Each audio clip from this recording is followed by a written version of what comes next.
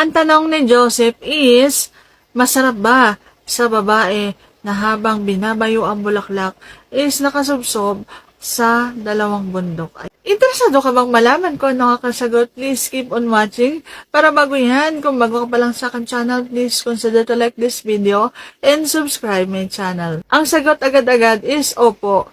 So, sobrang masarap yan. Lalo na pinagsama mo yung pinaka-una at pangalawang masarap na ginagalaw sa isang babae.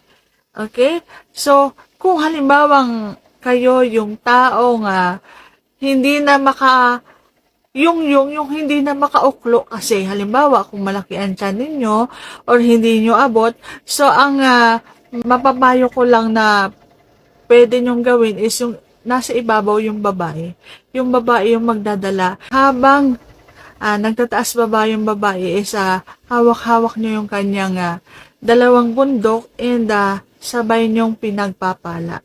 Ayun. So, yun yung maipapayo ko kapag halimbawang hindi nyo na kayang, yung kayo ang magmamaneho, yung kayo yung nakapatong tapos habang binabayo nyo is sinusubo nyo yung kanyang dalawang bundok.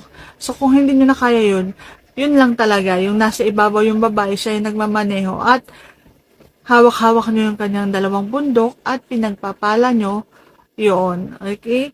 So, yung dalawang bagay na yan, yung dalawang parte na yan, yung pinaka-importanting nagagalaw. Lalo na kung halimbawang sinasabay nyong magalaw yan. So, sobrang nakaka-alien, sobrang nakakadagdag ng dulas, maglalawa ng sobra. Sigurado, ang bulaklak ng isang babae. Sobrang masarap yan para sa akin. Bilang ako ay isang babae. So, ang masabi ko is oo. Masarap na masarap yan para sa isang babae. Sana nasagot ko ng tamang yung tanong. And if you like this video, please consider to like this video and subscribe my channel. Thank you for watching. See you on my next vlog.